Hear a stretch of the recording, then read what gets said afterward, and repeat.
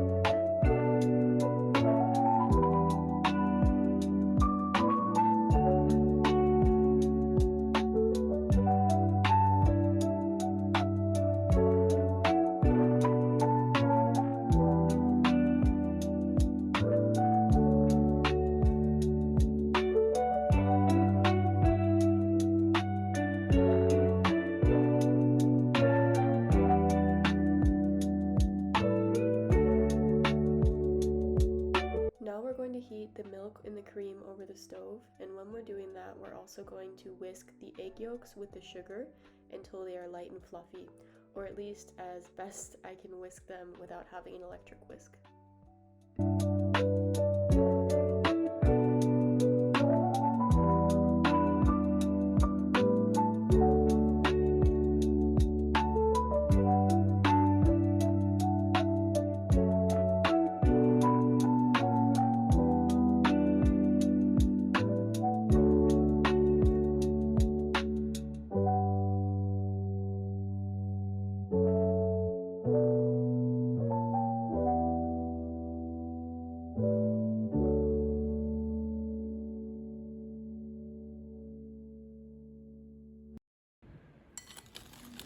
Guys, this is harder than it looks. Or maybe it looks hard.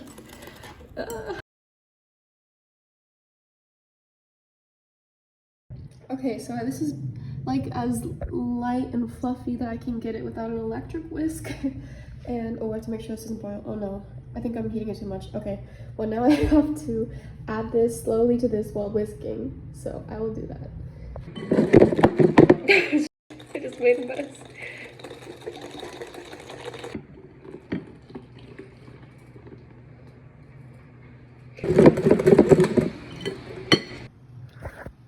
This is what it looks like right now, and then we're gonna have to heat it up more now that they're mixed.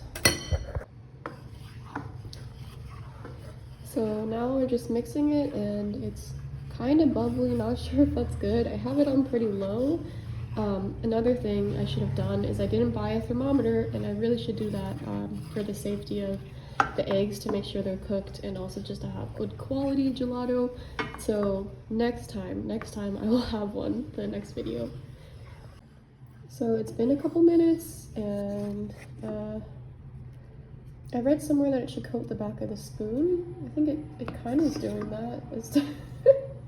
And I think the sugar is dissolved, so I'm gonna take it off soon. Okay, so now it is thick enough, we're gonna take it off. We have to pour it through here to get any egg-like chunks out. Oh.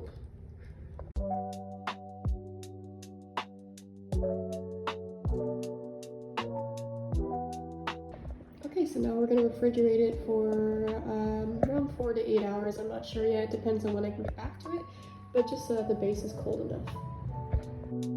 Now I'm measuring out the chocolate, the two types of chocolate. I have milk and dark, and I'm also going to measure out the peanut butter so that I can then attempt to melt them and add them to the gelato mixture once it's already churning.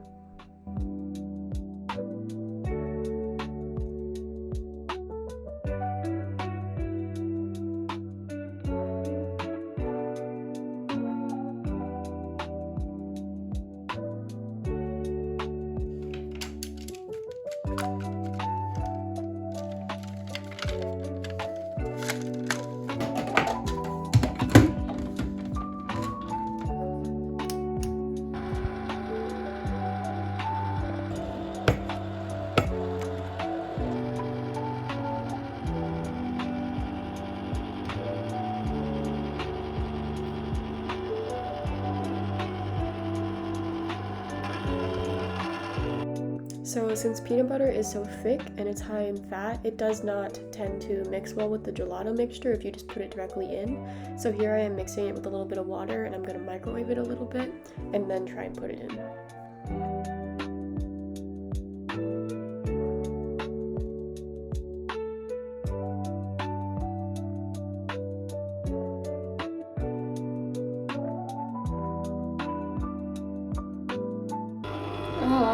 It's a mess. I messed up.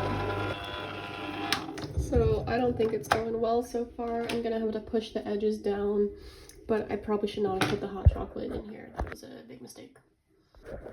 Honestly, I just tasted some and it tasted freaking amazing, but it's not even like formed. But it was really good. It's been like 15 minutes. I had to push the sides down. Kind of hard to see.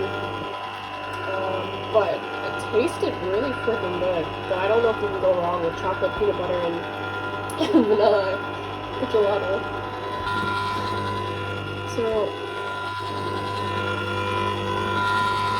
So I think the fact that I didn't do a lot is what's causing it to struggle a bit more than normal. So like I halved the amount of the batch, so it's there's not that much and it's kind of stuck. Okay, so I separated that knob and then pushed it down again, but I really just think there's not enough in here. I was hoping to like save some ingredients and be able to do different batches, you know, test different things, but I think in the end I just can't make this small of a batch. So lesson learned. Also, I have to, I can't melt that small of an amount of chocolate, or at least not that fast. I think I had it on too high and it was too small. So it like basically burned, and then I should not have put it in here because that could have really damaged the machine.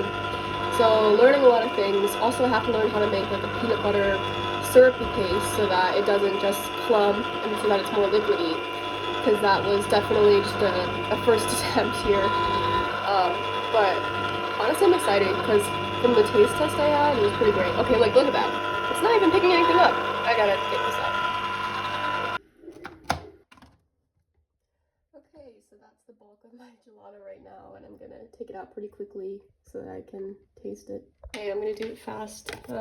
It's melting. Ah. So it's kind of melting really fast. Oh my gosh, so fast first taste, but it looks lit. Wow, it looks really good.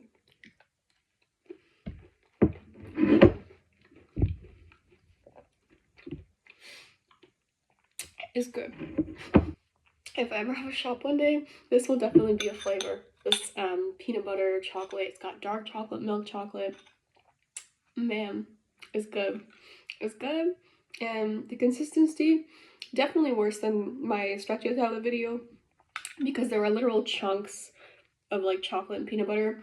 So I'm really off on learning how to pour things in while I'm learning on peanut butter, but like It is really good. The taste, great and kind of unique and more like a traditional American ice cream taste, but like gelato feel, minus the chunks.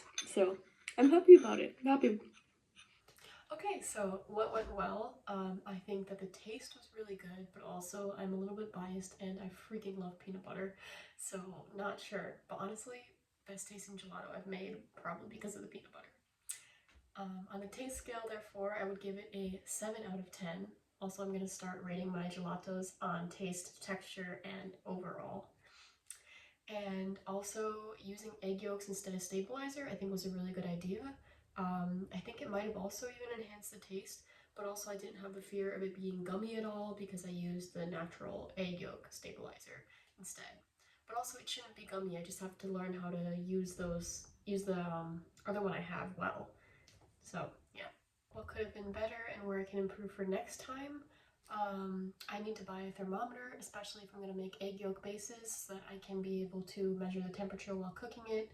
Also, I need to learn how to properly create peanut butter syrupy base that I can actually melt and drizzle into it. I was googling that a little bit, and sometimes people add things like water, sugar, or other items. And yeah, I used a little bit of water and sugar, but I microwaved it, and I know that's definitely not, can't be the best way to do that. So I need to learn more about that. Um, Also, overall for texture, I give it only a 5 out of 10 because there were pretty massive chunks of peanut butter and chocolate in the ice cream because of how I melted them, or like basically hardened them. But honestly, I kind of love the chunks as well. So if they were smaller, maybe it'd be better. But that could also just be me. So 5 out of 10.